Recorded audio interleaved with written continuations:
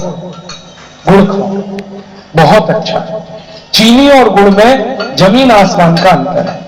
आपको चीनी के बारे में एक बात हमेशा याद रखना और दूसरों को कहना कि चीनी में सबसे खराब जहर है, उसका नाम है सल्फर। ये जो सल्फर है ना, ये चीनी के साथ पेट में जाता है। बिना सल्फर के चीनी नहीं बन सकती। सल्फर चाहिए चीनी बनाने के लिए। और सल्फर का मतलब है गंधक, गंधक का मतलब है दिवाली पर चलने वाले पटाखों का मसाला। आप वो खा रहे हो, समझ लो चीनी खा रहे हो। अब ये सल्फर गया चीनी के साथ, ये जाके खून में जम जाएगा और ये खून में सैकड़ों विकृतियां पैदा करेगा। मत खाओ, गुड़ खाओ, गुड़। और आप तो बहुत भाग्यशाली हो कि आप बंगाल के बिल्कुल नजदीक रहते हो। ये जो बंगाल है ना, ये सारी दुनिया में मशहूर है कई बातों के लिए। उनमें से एक बात है, दुनिया का सबसे बेहतरीन गुड़ इस बंगाल में ही बनता है, खजूर वाला गुड़। पूरी दुनिया तरसती है इस गुड़ के लिए। आपको अंदाजा है, ये खजूर वाले गुड़ की कीमत पूरी दुनिया में 150, 200, 250 रुपए तक मिलती। सप्लाई नहीं कर पाते हम भारत की तरफ।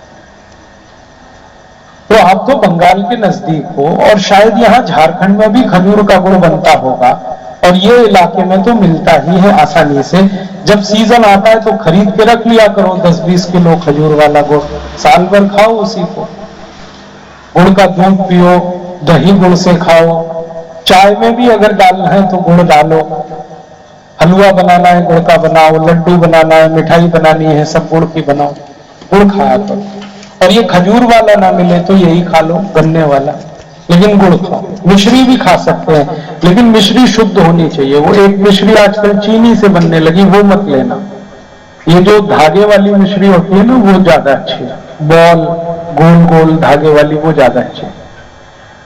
आपको गुड़ और चीनी के बारे में एक जानकारी दूं जो हमेशा याद रखिए और आप सबको बताइए। आप खाना खाओ और खाना खा के पीछे से थोड़ा गुड़ खाओ, इतना सा, बस ज्यादा मत खाना। इतना सा गुड़ खा लिया तो पूरा खाना 4 घंटे में हजम हो जाता है।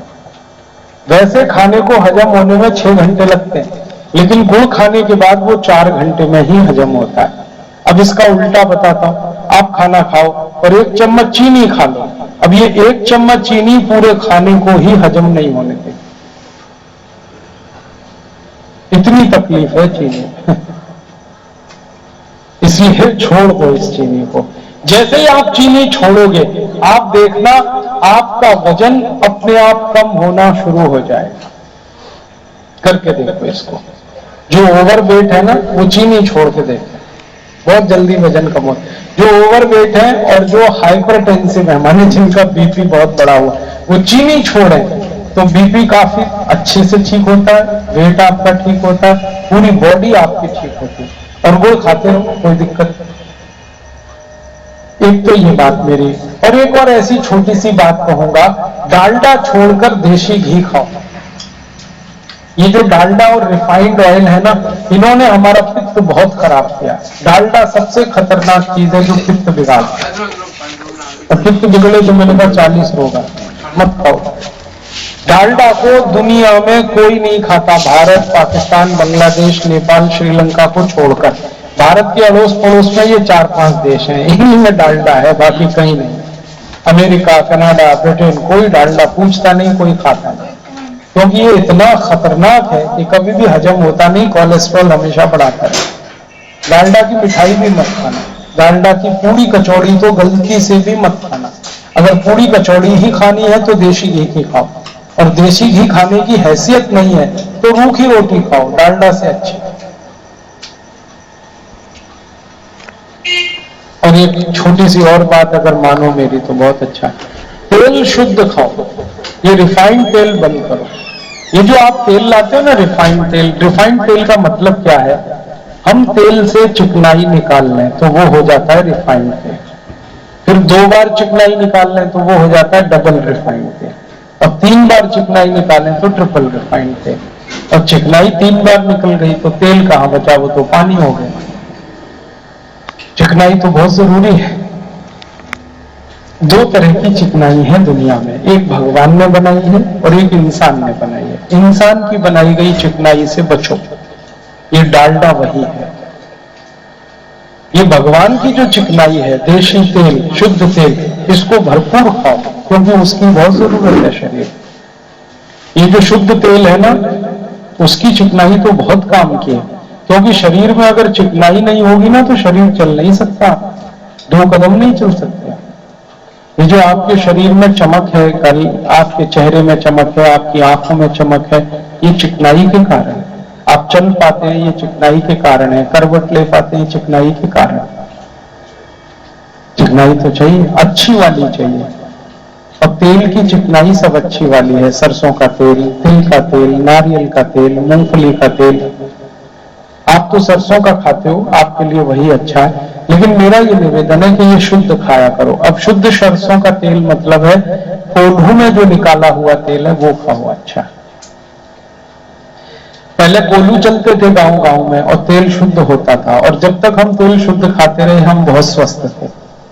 जब से भारत में ये डालडा आया, रिफाइंड आया, हमने बाजार का तेल खाना शुरू किया, बीमारियां तभी से ज्यादा। तो आप बोलेंगे कोल्हू तो है नहीं, तो लगवा लो एक, क्या मुश्किल है? 35-40 हजार के खर्चे में कोल्हू लग जाता है, और 10 फीट लंबा 10 फीट चौड़ा, इतने स्थान में कोल्हू चल जाता है। एक बैल चाहिए, 10-12 हजार का बैल आता है, और उसकी मशीन चाहिए लकड़ी की 20-25 हजार की, कोल्हू चलेगा।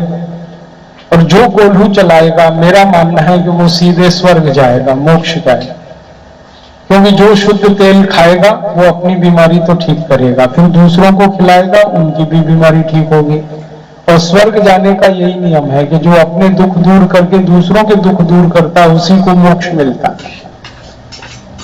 तो आप शुद्ध तेल खाओ और शुद्ध तेल खिलाओ।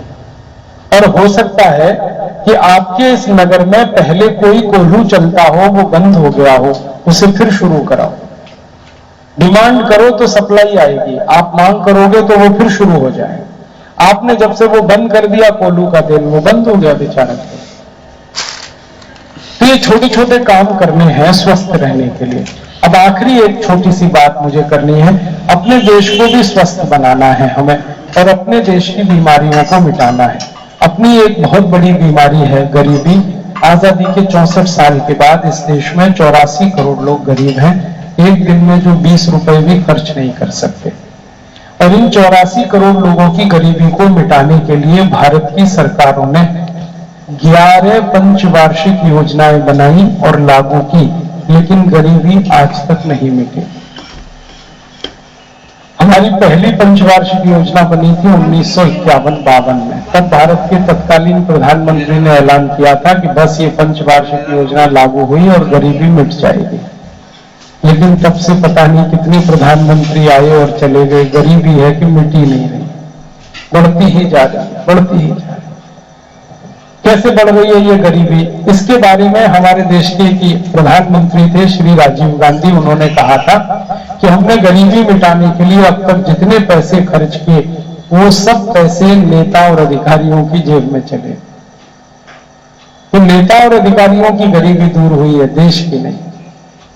श्री राजीव गांधी कहा करते थे कि जब मैं किसी गरीब आदमी की गरीबी मिटाने के लिए 1 रुपया दिल्ली से भेजता हूं तो वो गरीब आदमी के पास 15 पैसा ही पहुंच पाता है, 85 पैसा बीच में ही लुट जाता है। अब 85 पैसा लुटता था 1984 में। अब स्थिति यह है कि किसी गरीब आदमी के पास 1 रुपया भेजा जाए तो 10 पैसा भी नहीं पहुंच पाता, 90 पैसे से ज्यादा लूट जाता है। और हर साल ये लूटखोरी होती है 18 से 20 लाख करोड़ की। अब हमें समझ में आया कि सरकार ने 64 साल में 110 लाख करोड़ रुपए खर्च किया गरीबी मिटाने के लिए। वो सारा पैसा कहां गया?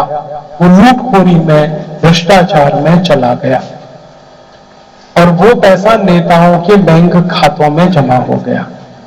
हमारे देश में बहुत भ्रष्ट नेता है और उनकी संख्या लगभग 84,000 से ज्यादा है। उसमें से कुछ आपके झारखंड में भी है, आप सब जानते हैं। तो ये झारखंड जैसे भ्रष्ट नेता पूरे भारत में लूट लूट के अपना घर भर रहे हैं और विदेशी बैंकों में पैसे जमा कर रहे हैं। दुनिया में एक बहुत बड़ी संस्था है, उसका नाम है टैक्स जस्टिस नेटवर्क। उनका कहना है कि भारत के भ्रष्ट नेताओं का विदेशी बैंक के खातों में 258 लाख करोड़ रुपए से ज्यादा है, और ये आंकड़ा उन्होंने दिया था 2006 में, और अब बता रहे हैं कि विदेशी बैंकों में भारत के भ्रष्ट नेताओं का 330 लाख करोड़ रुपए थे। तो लगभग 330 लाख करोड़ की रकम हमारी विदेशों में है। भ्रष्टाचार का ये सबसे क्रूर नमूना है। अब हम लोगों ने ये तय किया है कि इस भ्रष्टाचार को तो खत्म करना पड़ेगा, तब कोई समस्या हम हल कर पाएंगे, क्योंकि हर जगह ये